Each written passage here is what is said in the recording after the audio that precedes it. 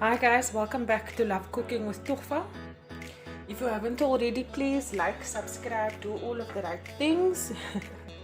Today we are making butternut stew. We're starting off with a pot and 4 tablespoons of cooking oil, and we'll heat that up. I'm adding in some cloves. For those of you who watch my videos frequently, you will know that I put the measurements of the ingredients in the description box.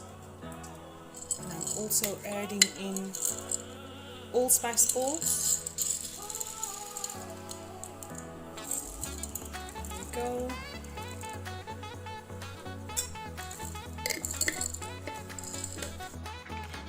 My oil is heating very fast. I'm adding in 2 onions, chopped up finely, and then I'll just braise it until it's nice and brown. Guys, don't forget to add water during the braising of your onions. While the onions are braising, I'm adding in some red chillies that I cut up.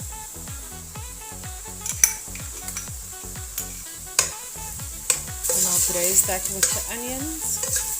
My onions and chilies are braising now, and I'll just add in 1 tablespoon of garlic, and then I'll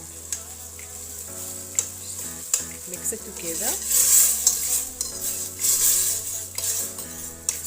and I'll continue to braise that, like I said, until the onions are nice and brown. I'm late with my cooking today, guys, so I am in a rush. I'm back and forth all around the kitchen like Tinkerbell here. So I just poured some water into the pot now. What I'm going to do is I'm going to put the lid on top, and I'm going to turn up the heat to speed up the process, and I'll be right back when we get to the next step of adding in the meat. My onions are coming along nicely. Now I'm going to add in my stewing meat.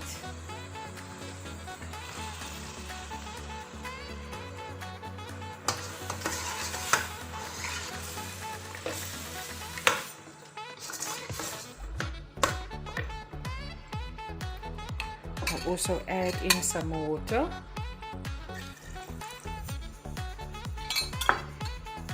Danya powder, smoked paprika,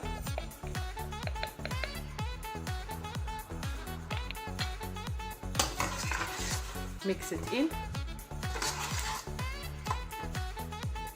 salt,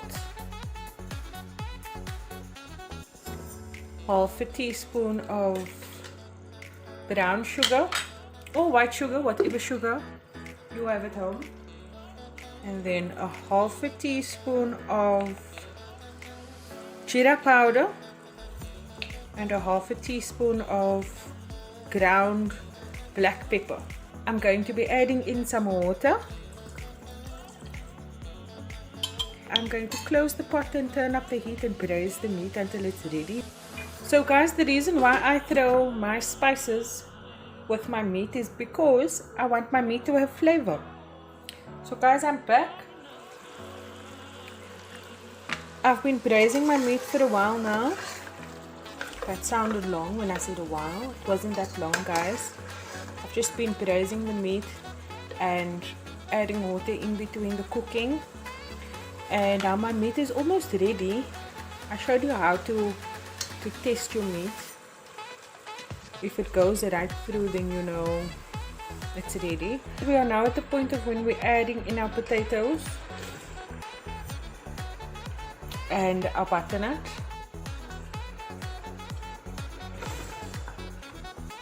I cut up 1 small butternut, a baby butternut, like a virgin butternut, and yeah, and 2-3 potatoes, depending on if you guys like potato. You don't have to put potato into your pot of food. It is optional, it's not a must.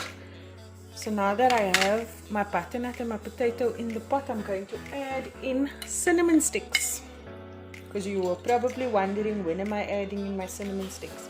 I add my cinnamon sticks in when I add my butternut because it complements the butternut. So I'm adding in a few cinnamon sticks, and I'll be adding in some more water.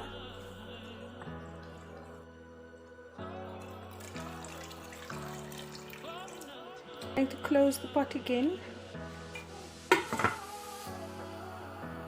and we'll be right back once the butternut is nice and soft, as well as the potatoes. Just make sure you check on your food. Don't just leave it there and forget about it.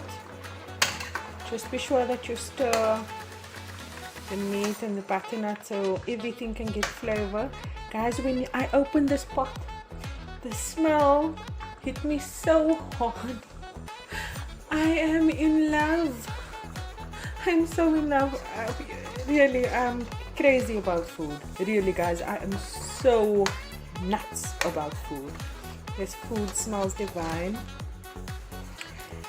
I feel like a kid. I can't wait to eat, but I guess that's me every day. So my butternut and my potatoes are quite hard still.